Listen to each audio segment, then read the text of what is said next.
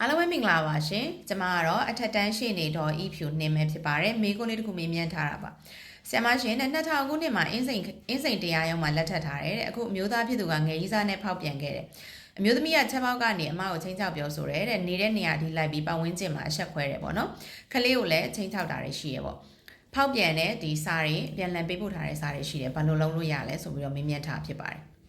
grade 12ဖြည့်ပြီးသွားလို့ရှင်ခလေးရပေါ့နော် grade 12ဖြည့်ပြီးတဲ့အခါကျမှအရေးယူလို့ရလားဆိုရင်မေးမြန်းထားဖြစ်ပါတယ်ဒီမေးခွန်းလေးဖြေကြားပေးရမယ်ဆိုလို့ရှိရင်သူကပေါ့နော်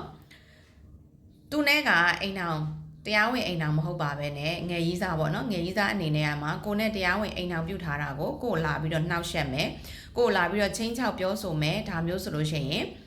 ချင်းချောက်ပြောဆိုတဲ့အတွက်ပြီးတဲ့အခါမှာနှောက်ယှက်တာအတွက်အရေးယူလို့ရတယ်နော်အရေးယူလို့ရတယ်ဒီဖောက်ပြန်ထားတဲ့ဥစ္စာကစာပေါ့နော်အပြန်လန်ပေးပို့ထားတဲ့စာလောင်းနဲ့အရေးယူလို့မရပါဘူးသူတို့နှစ်ယောက်တရားမဝင်နေထိုင်ပေါင်းတဲ့အထောက်ထားပေါ်ပေါက်တယ်ဆိုလို့ရှိရင်တော့ကိုယ့်ဘက်ကနေပြီးတော့တလင်တများစနစ်ကျင့်သုံးခြင်းဆိုင်ရာဥပဒေအရအရေးယူလို့ရတာဖြစ်တယ်ကိုယ့်ကိုချင်းချောက်မယ်ပတ်ဝန်းကျင်မှာလာပြီးတော့အဆက်ခွဲသိက္ခာကြအောင်ပြုလုပ်မယ်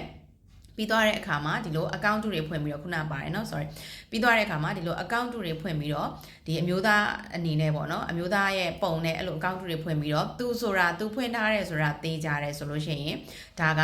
ဒီပေါ်မှာမူတည်ပြီးတော့အစင်းစင်အရေးယူလို့ရတာဖြစ်တယ်ကလေးကိုလည်းချင်းချောက်နေပေါ့နော်ဒါမျိုးဆိုလို့ရှိရင်လည်းအရေးယူလို့ရတာဖြစ်ပါတယ်သူ့ကိုတက်လင်တက်များနဲ့ပေါ့နော်အရေးယူဖို့အတွက်ကကြတော့ဒီဖောက်ပြန်တဲ့ကိစ္စနဲ့အရေးယူဖို့အတွက်ကကြတော့ခုနကပြောသလိုမျိုးတရားမဝင်နေထိုင်ပေါင်းသင်းကြောင်းသက်သေအထောက်ထားခိုင်လုံမှသာအရေးယူလို့ရမှာဖြစ်ပါတယ်လို့ဖြေကြားပေးလိုက်ပါတယ်ရှင်ကျေးဇူးတင်ပါတယ်ရှင်